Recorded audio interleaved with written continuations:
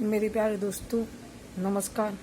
मैं फिर NCERT class 10th गणित का अध्याय 3 दो चरों वाला रैखिक समीकरण पढ़ने जा रहे हैं।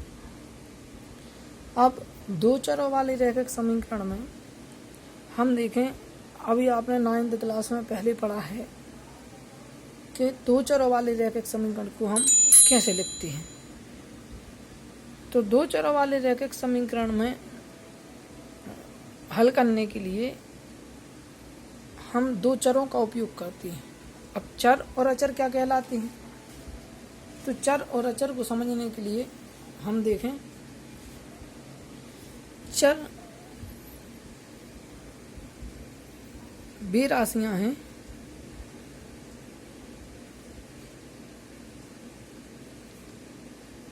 जिनका मान कभी बदलता नहीं है। और जैसे कि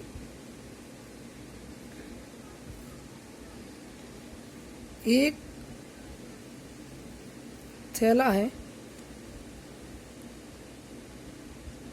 इस थैले में 1 किलो आलू है और इसमें हम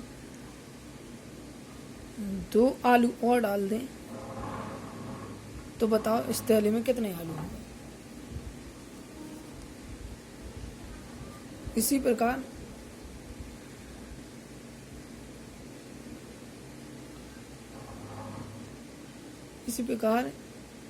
एक चौक का डिब्बा है, इस चौक के डिब्बे में से हम 3 चौकें निकाल लें तो बताइए कि इस डिब्बे में पहले कितनी चौकें थीं। तो ऐसी बातों का आंसर देने के लिए आपको पता नहीं कि 1 किलो आलू में कितने आलू थे। यदि आपको ये पता होता कि 1 किलो आलू में कितने आलू थे तो आप उसमें 2 जोड़ देते तो आपको पता चल जाता कि थैले में कितने आलू थे। लेकिन जब हमें पता नहीं है कि 1 किलो में कितने आलू थे, तो इसके लिए हम, क्योंकि 1 किलो आलू में छोटे भी चढ़ सकते हैं बड़े भी। अब छोटे आलू होंगे तो ज़्यादा चढ़ जाएंगे, बड़े आलू होंगे तो कम चढ़ेंगे। तो इधर आलू की संख्या पक्की, मतलब बोले तो क्लियर नहीं है। ऐसे ही हमें पता नहीं है कि इस चौक के डिब्बे में पहले कितनी चौकें थीं। यदि हमें ये पता होता था कि पहले इस चौक के डिब्बे में पहले कितनी चौकें थीं तो हम बता देते कि होती उसमें से 3 कम कर दो तो पता चल जाता कि भाई कि इस चौक के डिब्बे में पहले कितनी चौकें थीं। अब ऐसी बातों को बताने के लिए हम इनको मान लेते हैं कि माना कि अभी थैले में X आलू थे और 2 आलू और डाल दिए तो अब कितने आलू हो गए। इसी प्रकार हम मान लेंगे कि इस चौक के डिब्बे में 12 चौकें थीं और 3 चौकें और कम हो गई तो अब पता चल जाएगा कितनी चौकें। और यदि अपन इधर कुछ मान रखते हैं, जैसे हमने इधर लिखा 10, तो हम अब बता सकते हैं कि पहले चौक के डिब्बे पहले थैले में 8 आलू थे। इसी प्रकार यदि हम इधर 6 लिख दें तो हमें पता चल जाएगा कि इस डिब्बे में पहले 9 चौकें थीं। तो जब हम इधर बार बार तो लिखेंगे नहीं कि एक थैले में 1 किलो आलू 1 किलो आलू, तो इसके लिए हम क्या करते हैं, इसको हम एक छोटी राशि अंग्रेजी वर्णमाला के छोटे अक्षर X, Y, Z, A, B, C, D इनसे दर्शाते हैं।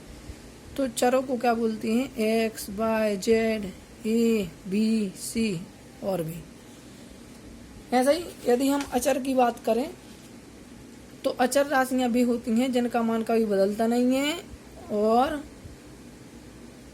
जैसे 1, 2, 3, 4, 5, 6 ऐसे जितनी भी संख्याएं होती हैं वो सब क्या कहलाती हैं? अचर राशि। अब चर अचर के बाद में आता है समीकरण। समीकरण शब्द और बहुपद शब्द में बड़ा ही अंतर है।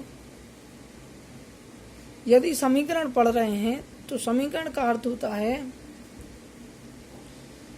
कि जिसमें समानता का चिन्ह मतलब बराबर का चिन्ह लगा हो।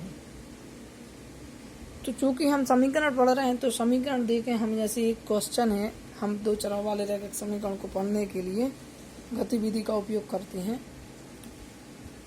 मोहन नाम का एक लड़का है, उसे मैंने पेन और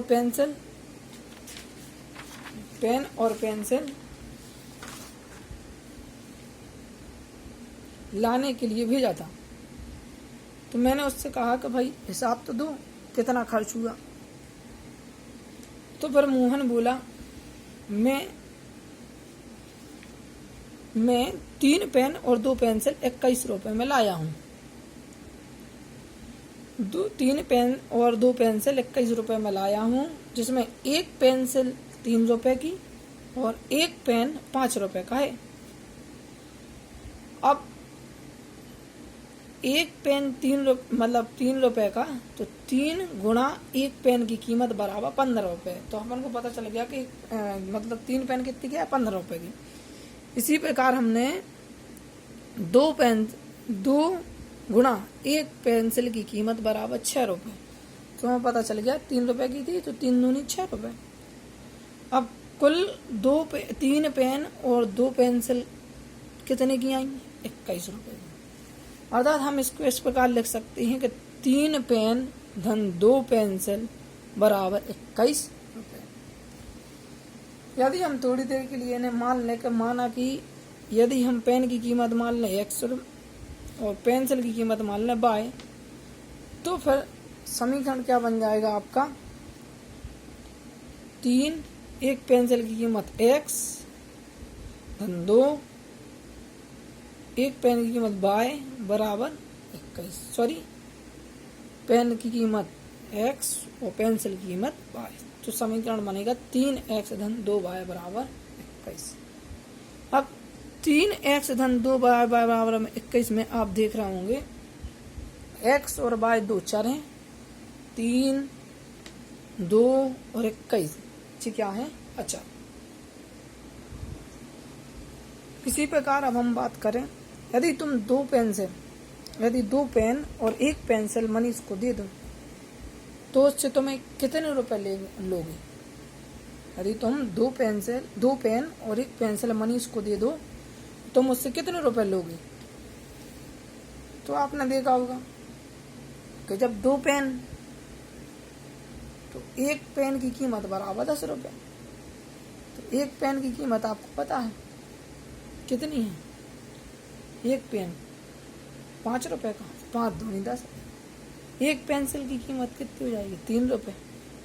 और इन दोनों का योग कुल कितना होगा, 13 रुपए।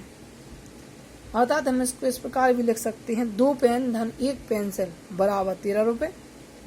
और यदि हम इसको पहले के जैसे मान लें कि 1 पेन की कीमत x मान लें और 1 पेंसिल की कीमत y मान लें, तो समीकरण क्या बन जाएगा आपका, 2x धन 3y बराबर 13। तो इस प्रकार आपने एक ऊपर बना आपका समीकरण 3x धन 2y बराबर 21। ऐसे एक और समीकरण बना आपका 2x धन 3y बराबर 13। तो ये दोनों समीकरण आपके कौन से समीकरण हैं, 2 चरों वाले रैखिक समीकरण। तो हम उम्मीद करते हैं कि आपको ये बात समझ में आई होगी और इसी प्रकार हम धीरे धीरे आपको इस बात को समझाते रहेंगे। आप हमारे चैनल को लाइक करना ना भूलें और इस चैनल को बहुत शेयर करें। इसी प्रकार हम वीडियो आगे बनाते रहेंगे। धन्यवाद।